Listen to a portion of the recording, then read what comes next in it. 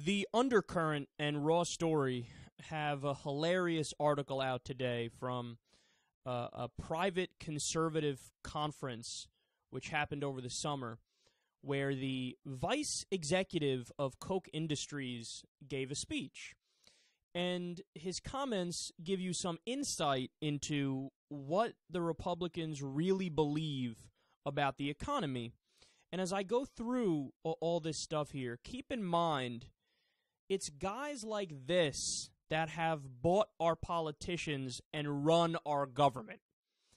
So on the issue of the minimum wage, the Koch executive Richard Fink said, quote, "So when you destroy someone's meaning by making them a victim, okay, you actually destroy their purpose of life. And psychology shows us that this is the main recruiting ground for totalitarianism, for fascism, for conformism, when people feel like they're victims.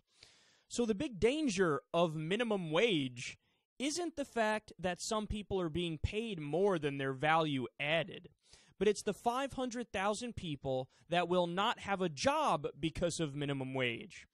And now, what to do with them?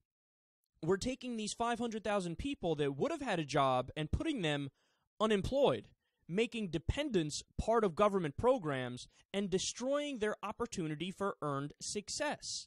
And so we see this as a very big part of recruitment in Germany in the 1920s. Yeah, man, you nailed it. The United States is going to turn fascist and will be like Nazi Germany if we raise the minimum wage.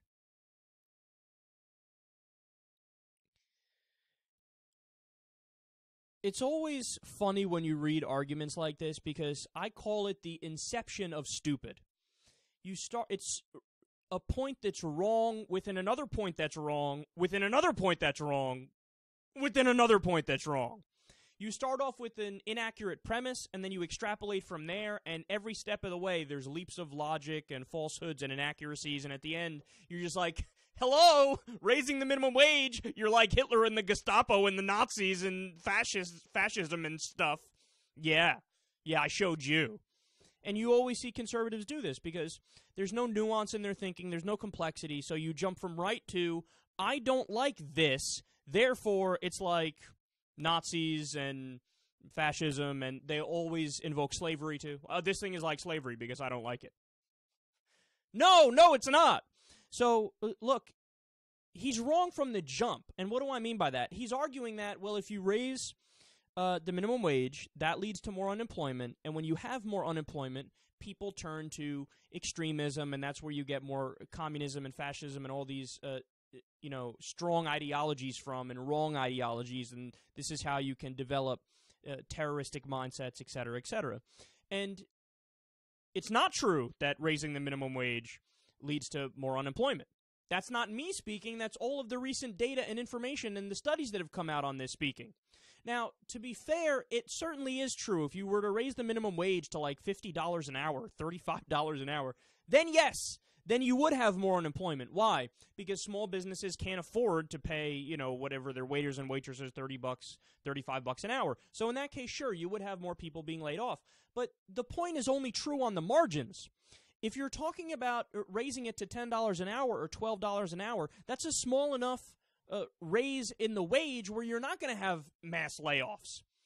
Okay, so, but they don't accommodate for that, and they don't acknowledge that or admit that. And look, the evidence for this is there's been states that have raised their minimum wages, and when you compare those states versus the ones that haven't, there's actually been more job creation in the states that have raised their minimum wages a little bit.